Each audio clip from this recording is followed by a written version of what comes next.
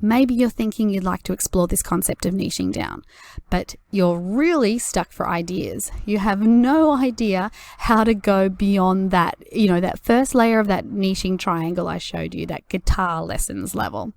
So I'm going to give you some tools that you can work through that will help spark some ideas for you.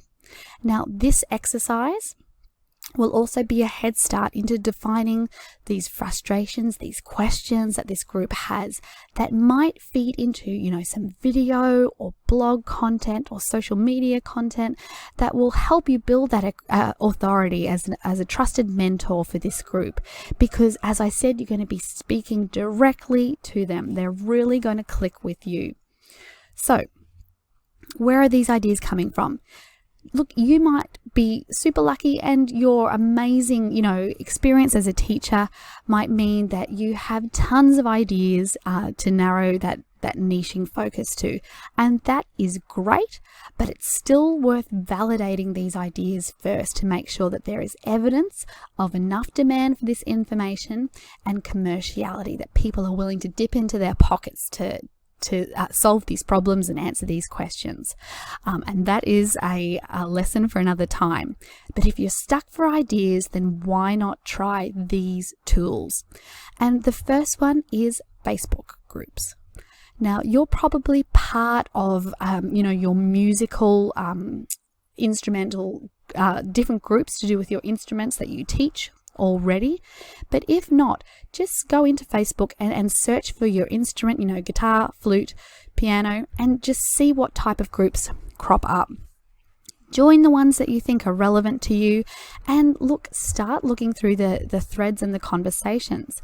Start asking questions yourself. Don't be too spammy about it. But you can search through the conversations by entering some keywords, that you think might be related to a niche idea that you have. And you can do that into the discussion search bar that I think is down the left-hand side of the group as you enter it. And you can just see how many conversation threads crop up. And here is an example in a flute group that I'm a part of. Now these responses, these questions, these posts, these are about what to practice and how to most effectively structure practice times. And the people that are asking these questions, as I sort of read the comments, are adult hobbyist players who are typically learning at home. So this is just a hint of an idea of the types of people that you could potentially reach, and it will give you ideas of the needs that they have. So, a practice guide that you could create and exchange for an email address could be one idea that you could use on your website as a hook to build your email list. So this is a great example. Here is another one. The next example here is a need that's coming from a different group of people entirely. Also flute. So these are experienced long-time players, sometimes teachers. And there's an issue that's coming up time and time again. And the issue is, how do they store their flute music, their sheet music? And they need a system to store and to catalog it. So again, we're getting a feel for the smallest segments of potential students and customers out there, and even idea for a product or a system or a service that you could provide that could solve this issue. So the next brainstorming tool is answerthepublic.com. And this website it collects and categorizes the search terms, all the variations of search terms that are related to a seed keyword or keywords that you put in. So this is the home page here. To keep it simple, we've put in learn guitar. And keep it to one word or 2 words max, just to keep it broad, and you can play around with that seed keyword that you put in there. And what you'll get is a report with that seed keyword. Now you can see the 2 tabs there, visualization and data. So this is the mind map that's created from that seed keyword with all the different why, what, when, can, how phrases that are associated with that keyword.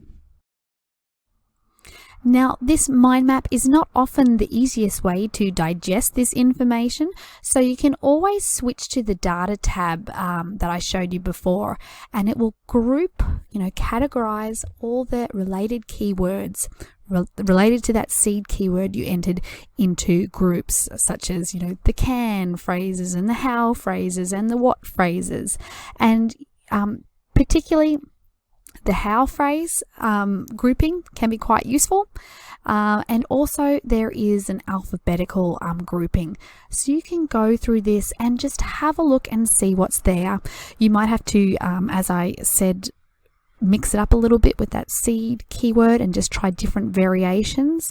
But this is just a brainstorming tool to get ideas for things that you might never have thought of before, such as, learn guitar upside down or something like that, if that's your specialty. So that is the first brainstorming tool. The second is called Ubersuggest, and it is actually a free keyword research tool that can similarly help give you ideas. So the free version only gives you a couple of searches every day, every 24-hour period, but that might be all you need just for some research purposes. Now, once again, you enter in up here a seed keyword that's quite broad, that 1 or 2 word phrase, and in the results generated you'll get these keyword ideas, which is similar to Answer the Public, but it's displayed a bit differently. And so you'll get keyword ideas, suggestions, related keywords, questions that people are putting in, comparisons, and so you can go ahead and click on all those different tabs and explore what they will be. So using a keyword tool like this actually gives you a little bit of a head start, in a sense, in validating your niche, because we're going to use metrics like this, which is the search volume. This is monthly search volume, which is the monthly number of searches that are made on Google with that keyword or keyword phrase.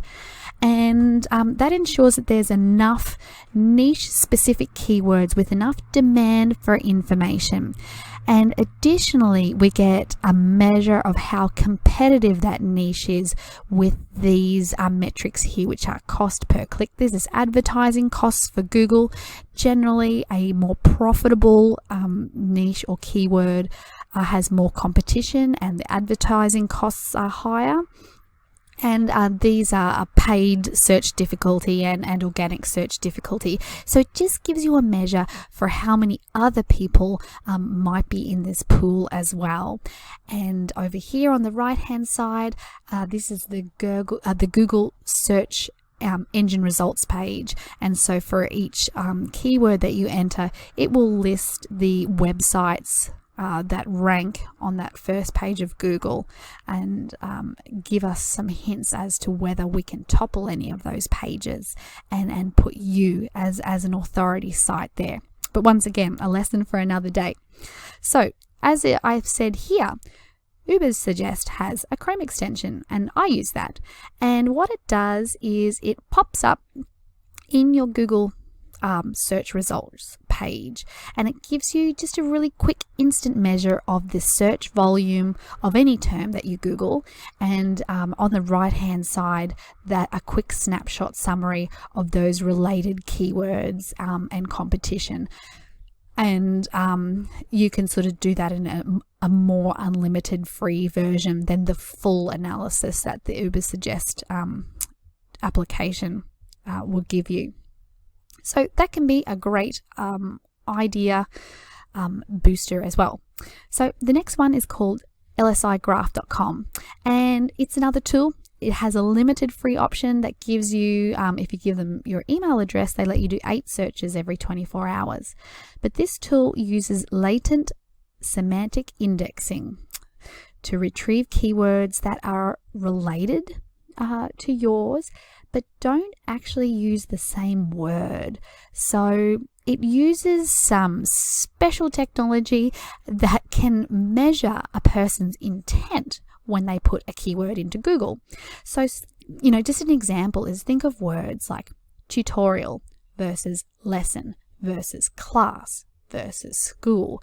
So they're different words, but they all have the same learning intent behind them. So they would all be grouped together by this tool. So this is sort of the free output that you get. It kind of looks a bit similar, doesn't it, to Ubersuggest? Once again, just another thing to spark ideas, and some metrics of search volume, so demand for information and competition for those keywords as well. And that's something we'll talk about in future tutorials.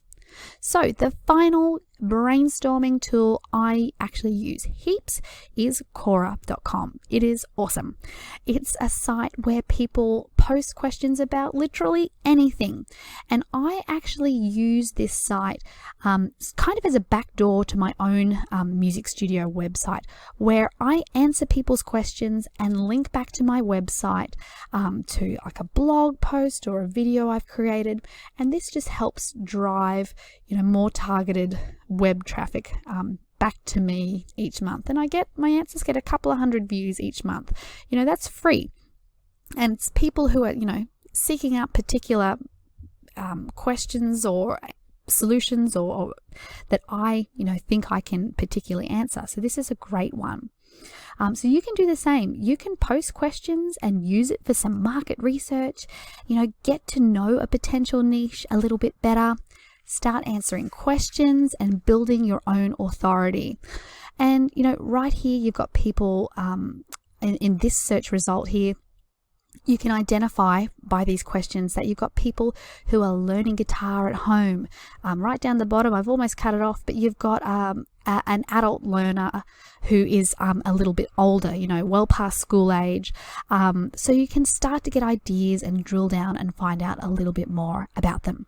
So if you're struggling for ideas, I want you to use these tools to do some detective work and see if you can uncover some groups of people that you can help by answering questions, solving problems, or helping them realize a dream. Now, once you've got a couple of ideas, it's actually time then to put them to the test and see if your niche ideas are viable. But that, my friend, is for another lesson. So I will see you then. Bye for now.